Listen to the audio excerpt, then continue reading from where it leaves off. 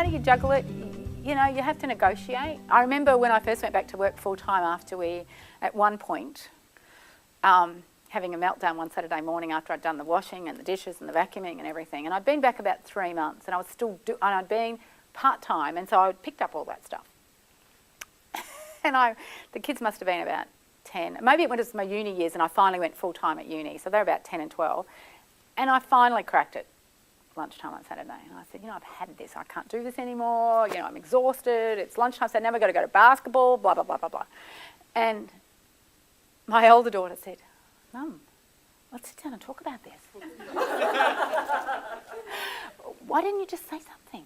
You know, well, we'll do that. And they took over and renegotiated. So, you know, you forget to negotiate as the person in the middle. I'm really bad at that. You do forget, and nobody was upset, you know, and then you burst into tears again because I'm starting to sound like I cry a lot, but I don't really.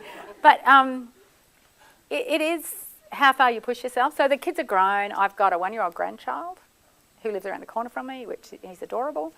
And I squish as many minutes as I can with them. And my other daughter lives in the US. So, you know, I go away on holidays and I go there and I'll see her. So we're going for 2 weeks in May. And someone else will be in the PVC, and unless there's an absolute dire emergency, I won't read the emails every 3 days, because I know that if there's a dire emergency, they'll ring me.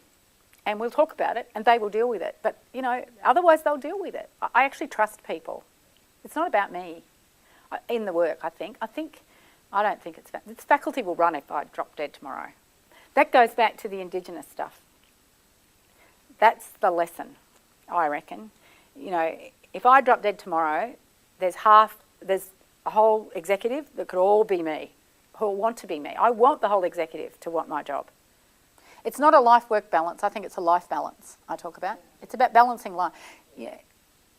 Work is life, part of life. I love what I do. It's about what works in each family.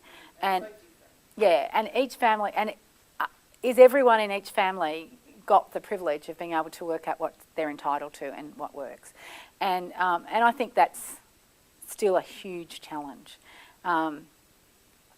Huge challenge. I think one of the things that we do know, that over the last, speaking of women and women's issues, that over the GFC resulted in a huge step back in the status of women in this country and women at work. Huge step. So the big slide, there was a slide in employment and all sorts of other things, and you know Geelong is one example of how we're still facing some of that.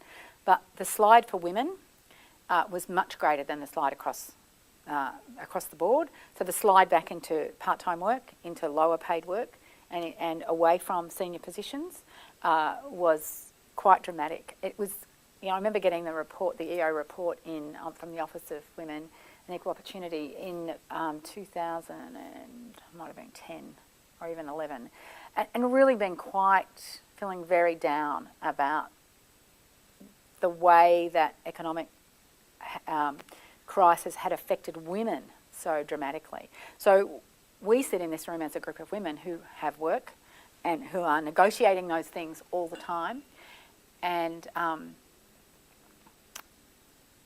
I sit with my daughters and their partners and myself and my partner. I still think there's a great deal for us to do.